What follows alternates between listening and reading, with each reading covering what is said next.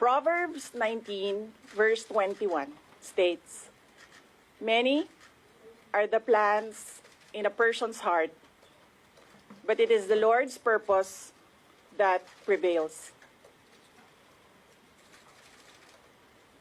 It took me 47 years to understand that my life was never meant to be only mine.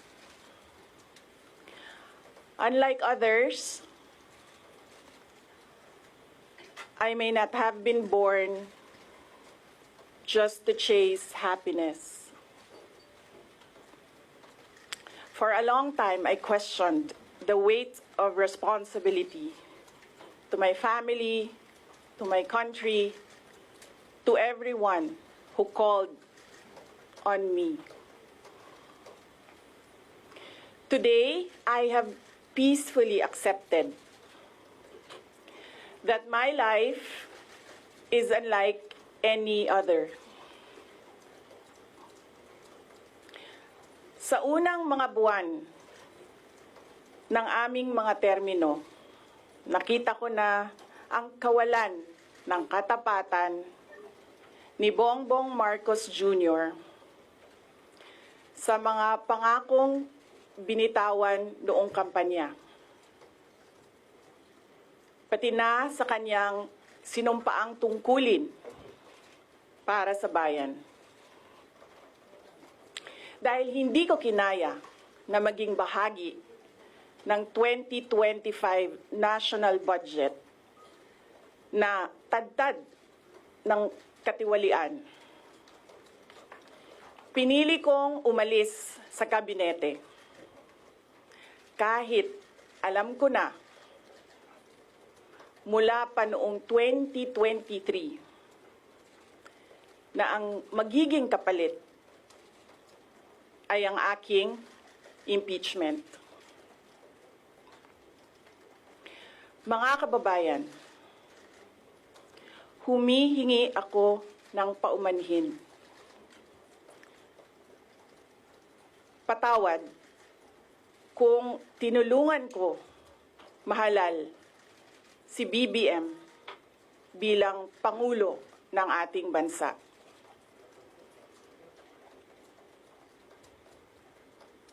Patawad kung hanggang ngayon ay marami pa ring Pilipino ang nalulunod sa baha ng dahil sa malawakang korupsyon. Patawad kung lantaran ang pang-aabuso ng ating mga institusyon para sa pansariling interes ng mga politiko. Patawad kung patuloy ang pagtaas ng presyo ng mga pangunahing bilihin habang nananatiling kapos ang kita ng bawat pamilya. Patawad kung wala man lang tayong tunay na seguridad sa pagkain. Patawad kung may nagkakasakit at binabawian bigla ng buhay dahil sa kakulangan ng maayos at epektibong healthcare system. Hindi ako kailanman natakot sa pagsira nila sa pangalan ko. Ngunit, may takot ako para sa ating mga anak. May takot ako para sa susunod na henerasyon.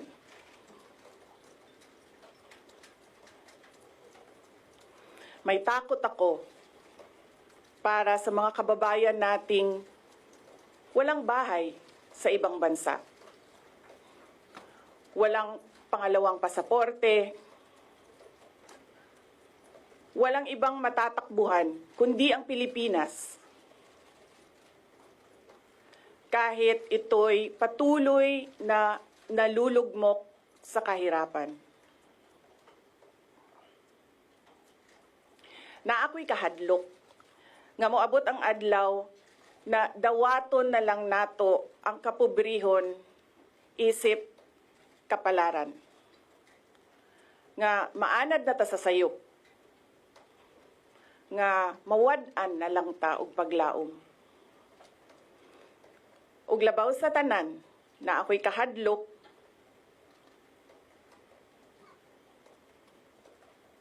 nga moabot ang adlaw nga wala na tay Pilipinas nga ikahatag sa atong mga anak.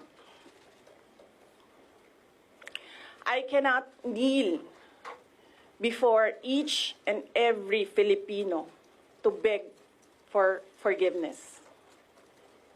Instead, I offer my life, my strength, and my future in the service of our nation. Mga kababayan, ibalik natin ang tapang at malasakit para sa Diyos, sa bayan, at para sa bawat pamilyang Pilipino. Ako si Sara Duterte, tatakbo bilang Pangulo ng Pilipinas. Syukran.